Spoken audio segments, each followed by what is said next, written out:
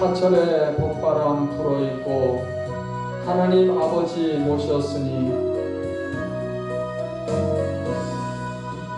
사철에 봄바람 불어있고 하나님 아버지 모셨으니 믿음의 반성도 든든하다. 우리 집 즐거운 봉산이라. 고마워라 임마누엘, 예수만 섬기는 우리 집. 고마워라 임마누엘, 복되고 즐거운 하루하루. 어머니 우리를 보이시고 동기들 사랑에 뭉쳐있고 기쁨과 서름도 같이 하니 단간에 초가도 천국이라. 고마워라 임마누엘, 예수만 섬기는 우리 집. 고마워라 임마누엘, 복되고 즐거운 하루하루. 아침과 저녁에 수고하여 다같이 일하는 온 식구가 한상에 둘러서 먹고 마셔. 여기가 우리의 낙원이라. 고마워라 임마누엘, 예수만 섬기는 우리 집. 고마워라 임마누엘, 복되고 즐거운 하루하루.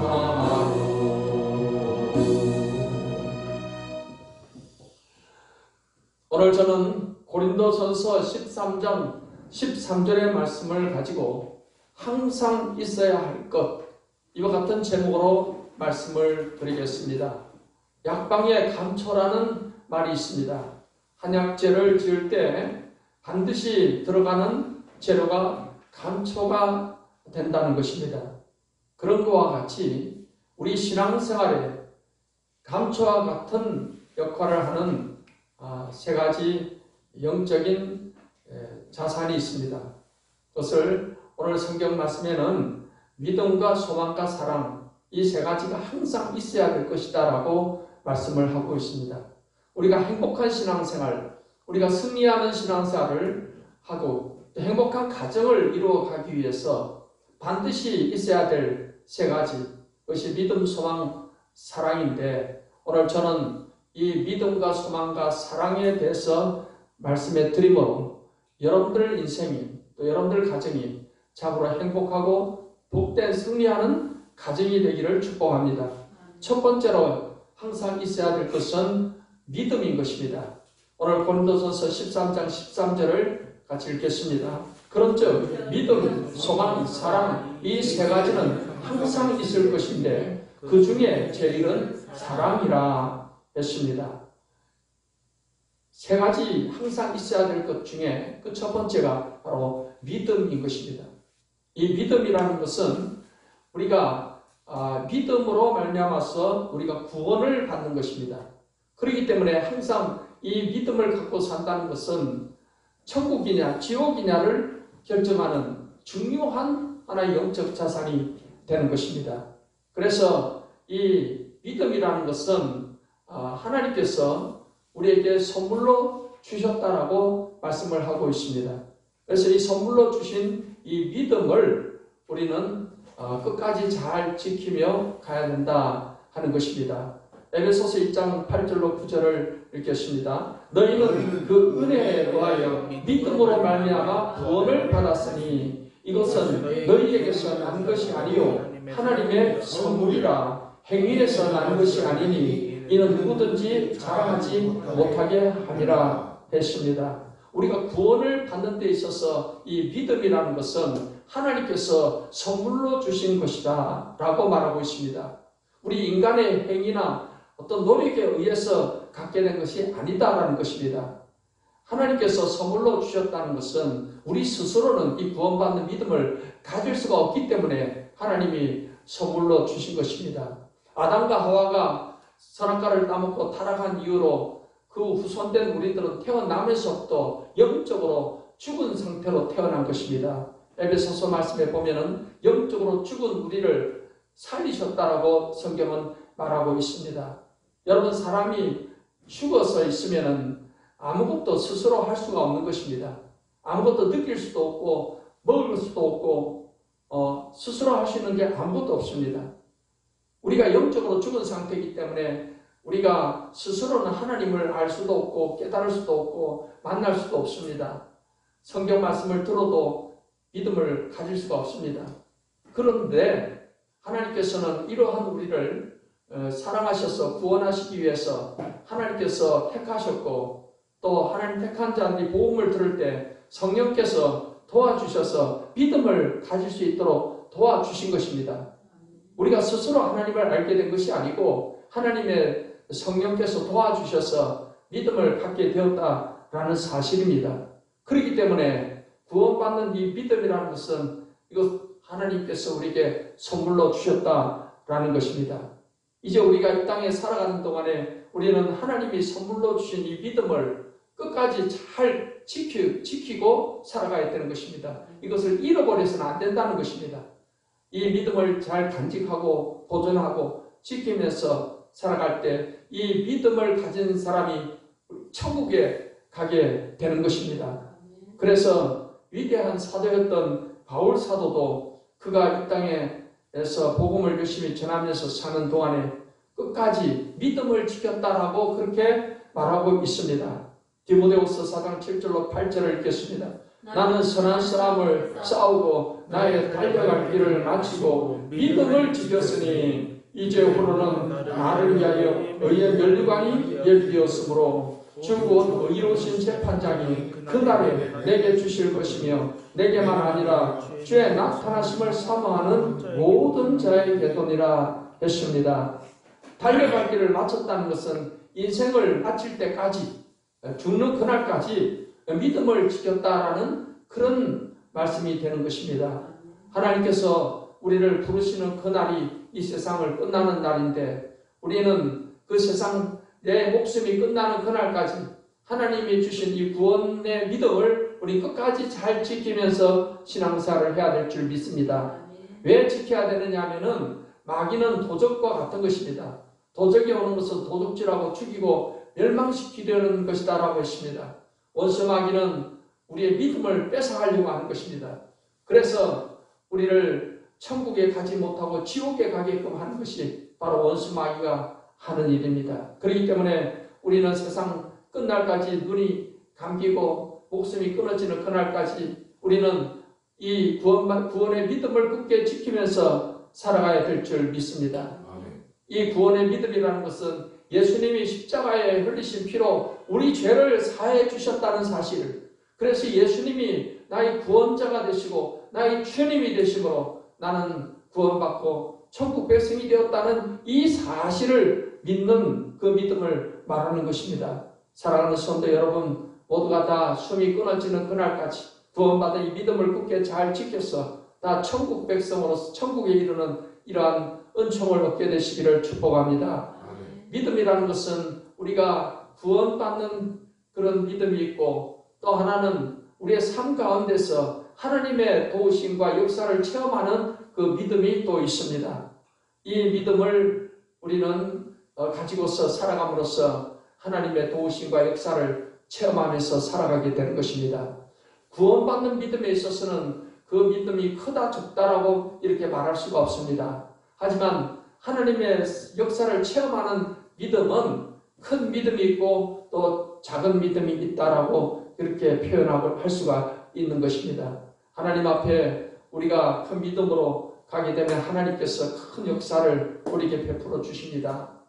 예수님께서는 아주 겨자씨만한 작은 믿음이라도 놀라운 기적을 일으킬 수 있음을 이와 같이 말씀하셨습니다. 마태복음 17장 20절을 읽겠습니다. 이르시되 너희 믿음이 작은 까닭이니라 진실로 너희에게 이르노니 만일 너희에게 믿음이 겨자씨 하늘만큼만 있어도 이 산을 명하여 여기서 저기로 옮겨지라 하면 옮겨질 것이요 또 너희가 못할 것이 없으리라 했습니다.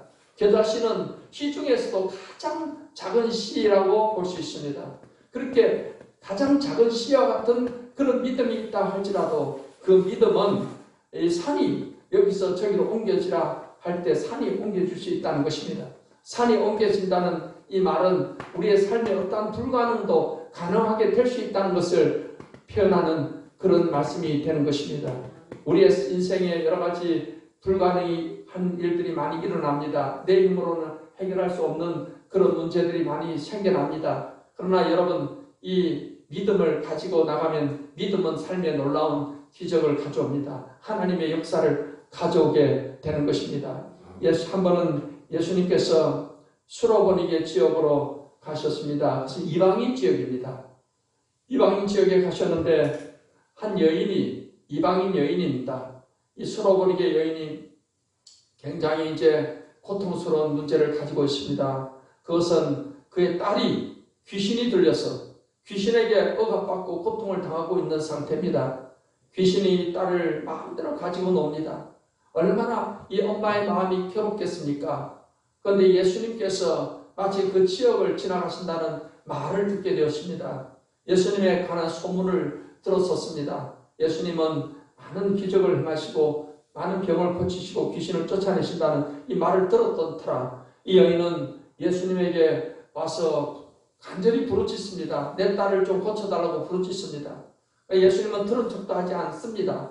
근데 예수님께 가까이 와서 딸을 고쳐달라고 했을 때 예수님께서 말씀하시기를 자녀의 떡을 취하여 개들에게 던짐이 마땅하지 아니하다고 하시면서 이 여인의 부탁을 거절하시는 것입니다. 당시에 유대인들은 이방인들을 볼 때 마치 개와 같이 취급을 했습니다. 이방인들을 볼 때 지옥의 땔감처럼 여겼습니다. 예수님은 그 표현대로 이방인 여인을 개라고 표현한 것입니다. 예수님께서 이 여인을 개라고 표현한 것은 그 여인을 모독하려고 한 것이 아니고 이 여인의 믿음을 한번 시험해 보려고 하신 것입니다. 여인이 만약에 모독감을 느끼고 물러갔다면 이 여인은 그 딸이 귀신 들린 상태에서 도무지 고침을 받지 못했을 것입니다. 하지만 여인은 예수님께 이렇게 대답을 했습니다. 27절 말씀에 주여 올소이다마는 개들도 제 주인의 상에서 떨어지는 부스러기를 먹나이다. 했습니다. 떡을 주기 싫으시면은 그 부스러기라도 좀 달라는 거예요. 예수님께서 이 말을 들으시고 예수님은 이렇게 말씀하십니다. 28절을 같이 읽겠습니다. 이에 예수께서 대답하여 이르시되 여자여 내 믿음이 크도다 내 소원대로 되리라 하시니 그때로부터 그의 딸이 나으니라 하십니다. 예수님께서는 이 여인이 떡이 아니면 부스러기라도 달라고 그렇게 했을 때 그 말을 들으시고 예수님은 내 믿음이 크다고 이렇게 말씀을 하셨습니다. 그리고는 그 딸의 귀신의 억압에서 자유케 해주셨습니다. 그 순간 딸은 고침을 받게 된 것입니다. 여러분, 우리가 이렇게 예수님 앞에 믿음이 크다고 인정받게 될 때 기적이 일어나는 것입니다. 우리 삶에 이 기적을 일으키는 이 믿음이라는 것은 크면 클수록 하나님의 놀라운 역사를 크게 체험하는 것입니다. 사랑하는 성도 여러분, 우리가 하나님 앞에 나아가되 정말 살아계신 하나님은 전능하신 하나님이심을 우리가 믿고 나아가야 될 것입니다. 또한 하나님이 하신 약속의 말씀도 다 하나님은 그 말씀대로 이루신다는 사실을 믿고 그 믿음으로 나아가야 될 줄 믿습니다. 그럴 때 여러분 이 수로보니게 여인에게 그 딸의 문제는 얼마나 고통스러운 문제이겠습니까? 그 누구도 해결해 줄 수 없는 겁니다. 귀신에게 눌렸다는 것은 이건 영적인 일입니다.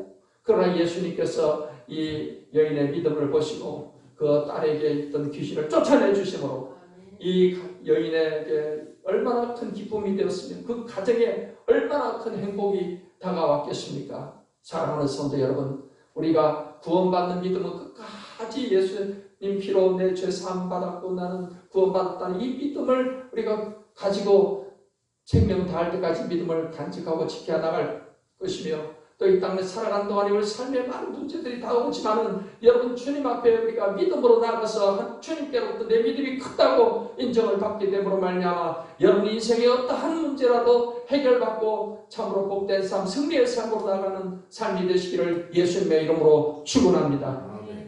두 번째로 항상 있어야 될 것은 바로 소망인 것입니다. 여러분 소망이라는 것은 꿈과 비전을 말하는 것입니다. 그 내일에 대한, 미래에 대한 그 희망을 말하는 것입니다. 세상 사람들은 희망을 갖자 이렇게 희망이라고 표현하지만은 우리 기독교인들은 이제 소망이라고 표현하는 것입니다. 그래서 이 소망이라는 것은 미래에 대한 비전이요, 꿈이요, 환상이요 이렇게 또 표현될 수가 있는 것입니다. 이 소망을 가지고 살아가는 사람들은 이 세상에 사는 동안에 어떠한 어려운 상황이 와도 어떠한 절망적 상황이 와도 이 소망을 가짐으로 말미암아서 승리하는 삶을 살아가게 되는 것입니다. 하나님께서는 예수 믿는 우리에게 기본적으로 산소망을 주셨습니다. 이 산소망이라는 것은 천국의 소망을 말하는 것입니다. 성경 말씀 베드로전서 1장 3절로 4절을 읽겠습니다. 우리 주 예수 그리스도의 아버지 하나님을 찬송하리로다. 그의 많으신 긍휼대로 예수 그리스도를 죽은 자 가운데서 부활하게 하심으로 말미암아 우리를 거듭나게 하사 산 소망이 있게 하시며 썩지 않고 더럽지 않고 쇠하지 아니하는 유업을 있게 하시나니 곧 너희를 위하여 하늘에 간직하시는 것이라 했습니다. 여러분 우리 예수님이 십자가에서 죽으시고 또 부활하심을 통해서 예수 믿는 우리를 거듭나게 하셨으며 예수 믿는 우리에게 산소망을 주셨다는 것입니다. 이 산소망이라는 것은 이 땅의 소망이 아니라 이 천국의 소망을 주셨다는 것입니다.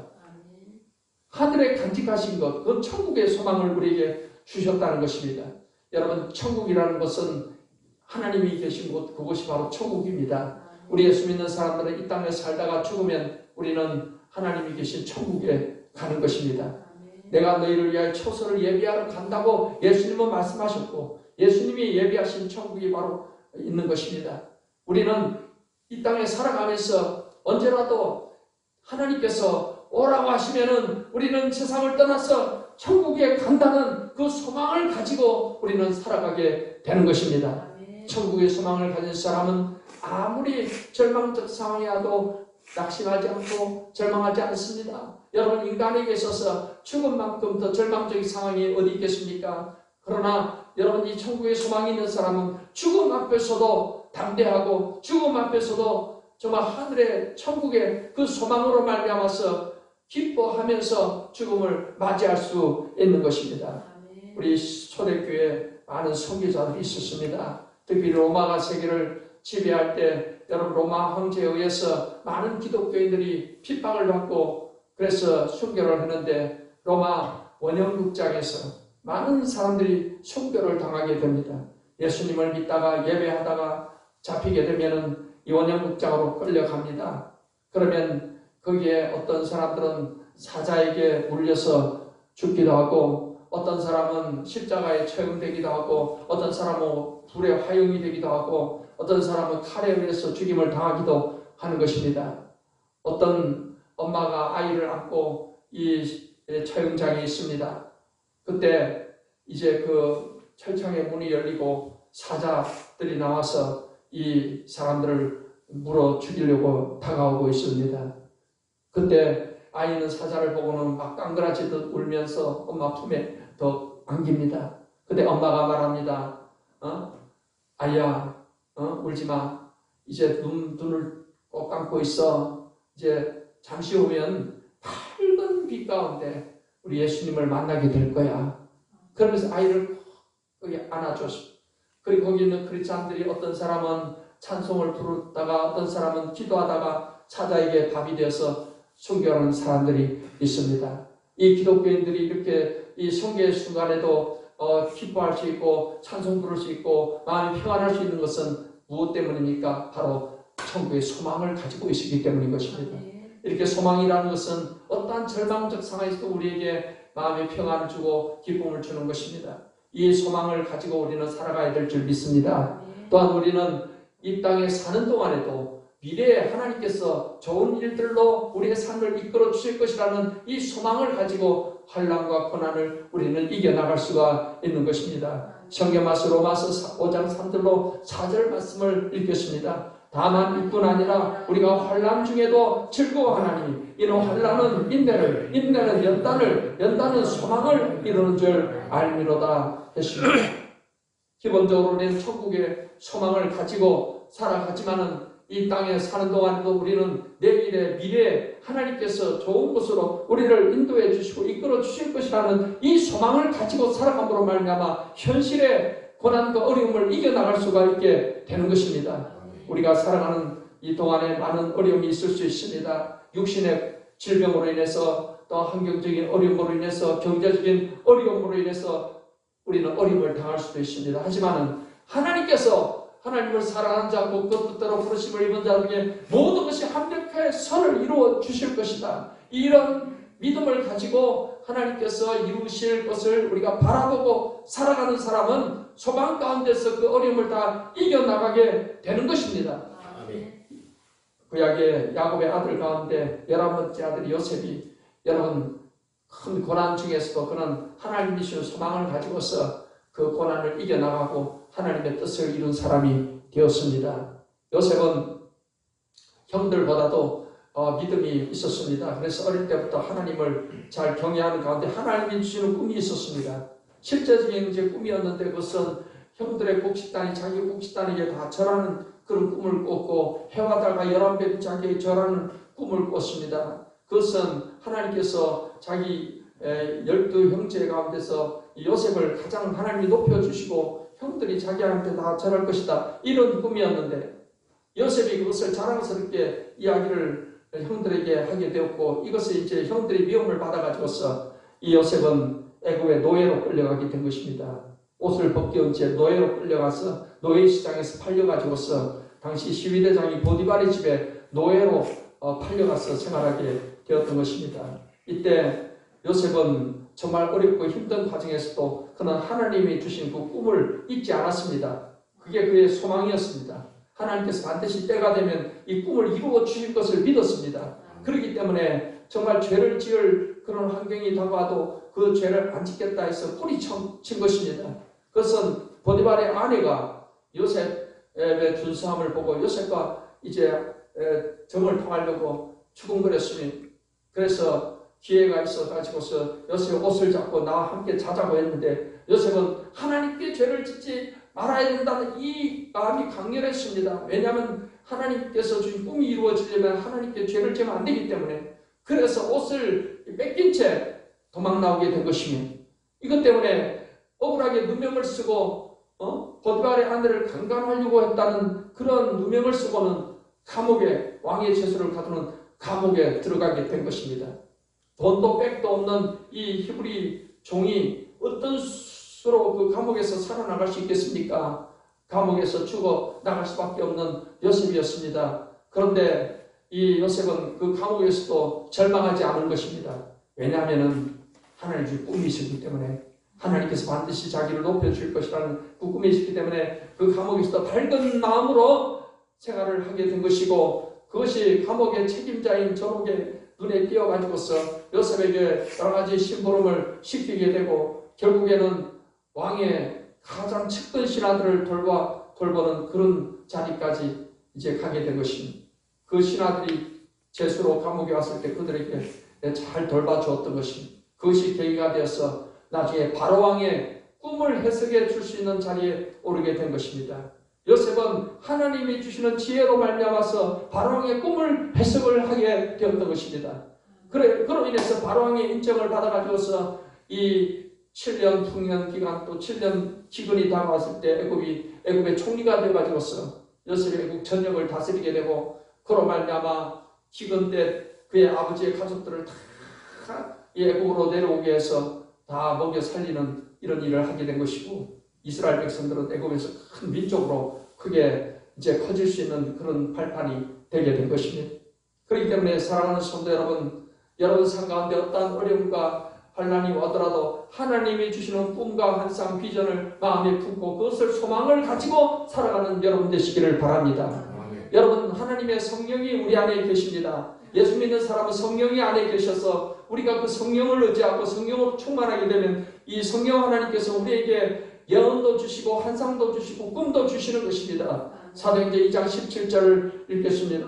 하나님이 말씀하시기를 말세 내가 내 영을 모든 육체에 부어주리니 너희의 자녀들은 예언할 것이요 너희의 젊은이로 환상을 보고 너희 늙은이는 꿈을 꾸리라 했습니다. 여러분 예언이나 환상이나 꿈은 다 미래적인 것입니다. 그래서 우리의 비전을 주신다는 것입니다. 우리에게 소망을 주신다는 거예요. 비전을 통해 소망을 주시는 것입니다. 사랑하는 성도 여러분 모두가 다 하나님의 성령으로 말미암아 여러분 하나님이 주시는 꿈과 환상 이 비전 소망을 마음에 품고서 여러분의 인생을 승리롭게 하나님 영광 나타내는 그런 축복된 삶을 살게 되시기를 예수님의 이름으로 축원합니다. 세 번째로 우리 인생에 항상 있어야 할 것은 사랑입니다. 오늘 말씀에 그런 믿음, 소망, 사랑 이 세 가지는 항상 있을 것인데 그 중에 제일은 사랑이라 했습니다. 믿음도 소망도 사랑도 반드시 있어야 될 것이지만은 그 중에 제일 중요한 것이 무엇이냐고 따진다면 바로 사랑을 가져야 된다는 것입니다. 여러분 하나님은 사랑이신 분입니다. 하나님은 사랑이시다 했습니다. 하나님을 안다는 것은 사랑을 안다는 거예요. 하나님은 그 사랑으로 이 세상에 우리를 구원하기 위해 독생자 예수님을 이 땅에 보내주셨습니다. 여러분 우리가 예수님을 믿고 믿음을 갖는다는 것도 사실은 하나님이 사랑이시다는 것을 알게 됨으로 말미암아 우리가 믿음을 갖게 되는 거예요. 예수님이 십자가에서 우리 죄를 위해 죽으셨다. 어떻게 예수님이 나의 죄를 위해서 죽으셨을까? 인간적 생각은 이해가 되지 않습니다. 그러나 여러분 하나님이 사랑이시다는 것을 생각할 때 하나님께서 사랑이시기 때문에 예수님에게 모든 죄를 대신해서 죽게 하셨구나. 이 사실이 또 믿어지게 되는 것입니다. 그런 면에서 이 사랑을 하나님이 사랑이시다는 것을 안다는 것은 대단히 중요한 것입니다. 그래서 우리는 하나님의 사랑을 알고 믿고 이제는 그 사랑에 의해서 구원받았으니 이제 우리는 그 사랑을 가지고 이제 하나님의 말씀대로 하나님을 사랑하고 이웃을 사랑하며 살아가야 될 사명을 갖는 것입니다. 하나님 사랑이야 우리가 말할 것도 없이 예배하고 하나님 말씀대로 살아가고 그의 나라 그 일을 먼저 구하며 사는 것입니다. 그런데 여러분 하나님 사랑과 그 다음에 이웃 사랑은 부모님 사랑, 형제 간의 사랑, 우리 이웃 간의 사랑을 의미하는 것입니다. 이 사랑의 실천을 가지고 살아갈 때 우리 인생은 참으로 행복한 인생이 되어지게 되는 것입니다. 하나님과의 관계 회복은 하나님을 사랑함을 통해서 이루어지는 것이고 부모와 형제들과 자녀와 그리고 이웃 간의 관계 회복은 바로 이 사랑을 통해서 회복되는 것입니다. 이 사랑이 얼마나 중요한 것인지를 성경 고린도전서 13장 1절로 3절에 이렇게 말씀하고 있는데 같이 읽겠습니다. 내가 사람의 방언과 천사의 말을 할지라도 사랑이 없으면 소리나는 불이와 울리는 꽹과리가 되고 내가 예언하는 능력이 있어 모든 비밀과 모든 지식을 알고 또 산을 옮길 만한 모든 믿음이 있을지라도 사랑이 없으면 내가 아무것도 아니요 내가 내게 입는 모든 것으로 부재하고 또 내 몸을 불사르게 내어줄지라도 사랑이 없으면 내게 아무 유익이 없느니라 했습니다. 여러분 사랑은 우리가 많은 은사가 있다 하더라도 사랑이 없으면 소용이 없다고 했어요. 산을 옮길 만한 믿음이 있어도 사랑이 없으면 아무것도 아니라고 그랬어요. 우리가 내 몸을 희생해서 이렇게 한다 하더라도 그게 사랑이 없으면 아무 유익이 없다라고 성경은 말하고 있는 것입니다. 그렇기 때문에 우리가 이 땅에 살아가면서 인간관계의 행복을 위해서, 가족관계의 행복을 위해서, 부모 자식 간의 관계 회복을 위해서는 반드시 우리가 먼저 사랑을 실천하는 삶을 살아가야 될 줄 믿습니다. 베드로전서 4장 7절로 8절 말씀을 읽겠습니다. 만물의 마지막이 가까이 왔으니 그러므로 너희는 정신을 차리고 근신하여 기도하라. 무엇보다도 뜨겁게 서로 사랑할지니 사랑은 허다한 죄를 덮느니라 하십니다. 우리가 사랑이라는 것은 내가 먼저 희생하고 섬기고 나누고 하는 그런 것도 다 포함되지만은 무엇보다 중요한 것은 사랑은 용서를 실천하면서 사는 것입니다. 사랑은 죄를 덮는다는 것입니다. 그래서 성경 말씀에서는 용서를 예수님이 우리를 용서하신 것처럼 용서를 하며 살라고 말씀하고 있는 것입니다. 에베소서 4장 32절을 읽겠습니다. 서로 친절하게 하며 불쌍히 여기며 서로 용서하기를 하나님이 그리스도 안에서 너희를 용서하신 것 같이 하라고 했습니다. 용서를 우리는 하나님께부터 먼저 용서를 받았기 때문에 우리도 용서를 실천하며 살아야 된다는 것입니다. 우리가 용서를 몇 번까지 해야 되느냐? 그 한계를 예수님이 이렇게 말씀하셨습니다. 한 번은 베드로가 예수님께 물었습니다. 주여, 형제가 네게 죄를 범하면 몇 번이나 용서하여 주니까? 7번까지 하오니까 했습니다. 당시 유대인들은 7이라는 숫자는 완전 숫자로 보기 때문에 7번까지 용서하면 대단히 너그럽게 많은 용서를 하는 것으로 생각을 하고 있었습니다. 그러한 질문에 대해서 예수님은 이렇게 대답하십니다. 22절을 같이 읽겠습니다. 예수께서 이르시되 내게 이르노니 7번뿐 아니라 7번을 70번까지라도 할지니라 했습니다. 7이 아니라 7번을 70번까지라도, 그러면 숫자적으로 490번인데 490번까지만 하라, 그 말이 아닙니다. 이 말의 의미는 이제 어떤 사람이 죄를 범하고 잘못했다고 용서를 빌면 무한대로 용서해 주라는 그런 말씀인 줄 믿습니다. 이러한 용서가 실천될 때 부부간에 화목하고 부모 자식 간에 화목하게 되는 것입니다. 오늘날 여러분 부부간에 이러한 용서가 이루어지지 않아서 얼마나 많은 가정이 이혼으로 깨지고 파탄에 이루고 있습니까? 사사로운 잘못을 용서하지 못함으로 말미암아서 마음에 응어리시고 미움과 증오가 자꾸 이제 쌓여가지고서 결국에는 가정이 깨지게 되는 것입니다. 인간관계가 또 깨지는 것입니다. 이제 우리는 예수님이 나를 용서해 준 걸 생각한다면 어떠한 잘못도 용서해 줄 수 있다는 사실을 우리는 기억해야 됩니다. 한 번은 예수님께서 1만 달란트와 100데나리 빚진 자에 대한 비유를 이렇게 말씀하셨습니다. 어떤 사람이 임금에게 1만 달란트라는 그에게 빚을 졌습니다. 이 빚을 갚지 못해서 기한 내에 갚지 못해서 임금한테 불려갔습니다. 야, 네가 이 빚을 갚지 못하니 네 처자식까지 다 종이 돼가지고 이 빚을 갚으라 했어요. 이 사람이 간절히 빕니다. 제발 좀 용서해달라고, 제발 좀 3번만 살려달라고. 그러니까 임금이 그 사람 불쌍하게 생각을 해서 1만 달란트라는 엄청난 그 빚을 다 탕감을 해줬어요. 이 사람이 이제 너무나 신이 나서 좋아가지고서 이제 궁궐에서 나와가지고서 길을 걸어가는데 저 앞에서 자기한테 100데나리온의 빚을 진 사람이 가까이 오고 있습니다. 그랬을 때 이 사람이 그 사람 멱살을 붙잡고는 야, 네가 이 빚을 제때 안 갚았으니까 네 감옥에 가라. 그래서 감옥에다 집어넣었어. 그래서 다른 사람이 이 사실을 임금한테 다 고발을 했습니다. 임금이 저 사람 1만 달란트 빚을 탕감해 줬는데 자기 친구 100데나리온을 그거를 탕감 못 해주고 저렇게 옥에 넣었다니까 임금이 그 사람 다시 붙잡아 오게 했어요. 그러고서는 말합니다. 내가 너에게 1만 달란트 이 빚을 해줬는데 너는 내 친구 그걸 받아 용서하지 못했느냐 하면서 이 사람을 다시 감옥에 넣어서 빚을 갚을 때까지 다 있게 했습니다. 그리고서 예수님께서는 이렇게 말씀하십니다. 35절 읽겠습니다. 너희가 각각 마음으로부터 형제를 용서하지 아니하면 나의 하늘 아버지께서도 너희에게 이와 같이 하시리라 했습니다. 어떻게 보면 참 굉장히 무서운 말이 아닐 수가 없어요. 여러분, 하나님께서 우리를 용서해 주신 것은 엄청난 죄를 용서하셨어요. 지옥 갈 죄를 용서해 주신 겁니다. 하나님께서 우리에게 우리의 죄를 용서하신 것은 마치 1만 달란트라는 엄청난 빚을 다 탕감해 준 것과 같다는 것입니다.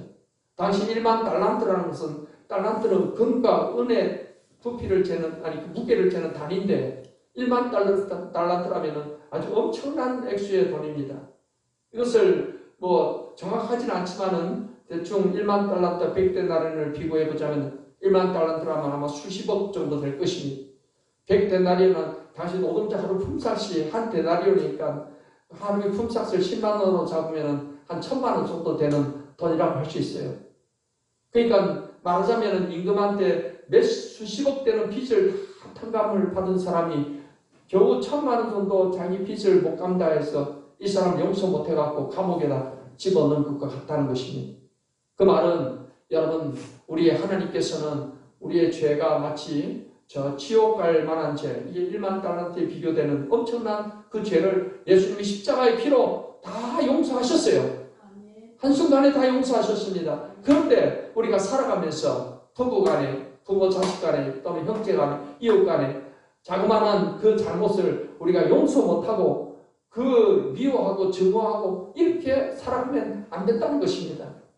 우리가 큰 하나님 앞에 큰 죄를 다 용서받고 지옥 갈 죄가 용서받고 천국 가게 되었으니 이 땅에 살아가면서 여러분들 가족 간에 또는 이웃 간에 친구 간에 이러한 잘못한 게 있을 때 여러분 우리가 다 용서를 베풀면서 살아갈 수 있는 저와 여러분이 되기를 바랍니다.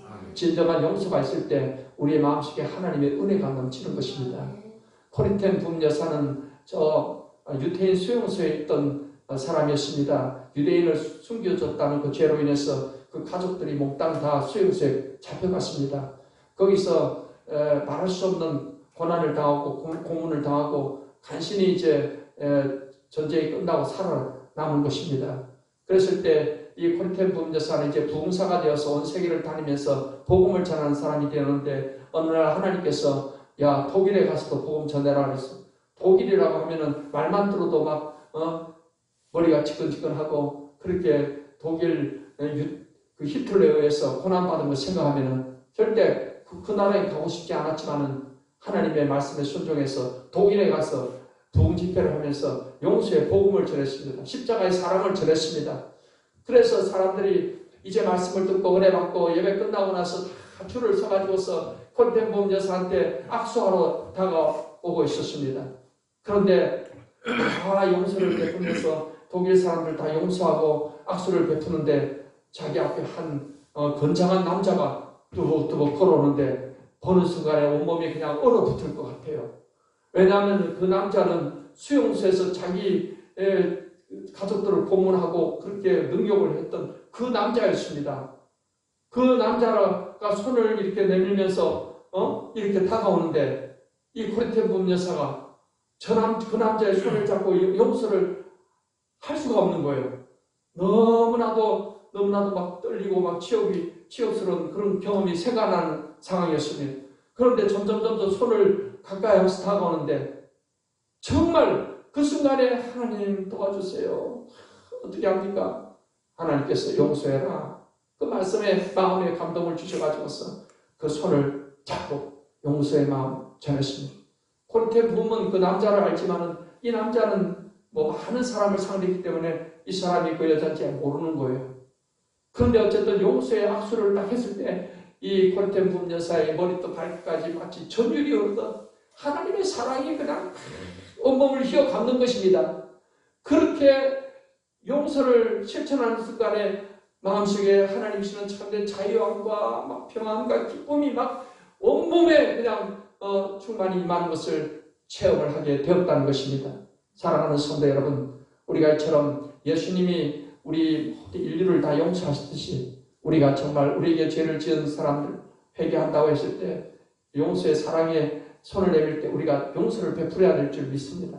그럴 때 우리 영혼의 진정한 자유함과 평강이 넘치게 될 것이며 우리 인간관계에 있어서 참으로 행복한 그런 부부관계, 행복한 부모 자식 관계, 행복한 이웃 간의 그런 관계를 이루어서 여러분의 인생이 참으로 행복한 인생, 참으로 복된 인생을 살아갈 수가 있게 되는 것입니다. 사랑하는 성도 여러분, 우리 인생의 여정에 반드시 약방에 감추와 같이 있어야 될 것 세 가지, 믿음과 소망과 사랑을 가지고 살아가는 여러분들 되셔서 여러분의 인생이 참으로 복된 인생, 축복된 인생, 승리의 인생이 되시기를 예수님의 이름으로 축원합니다.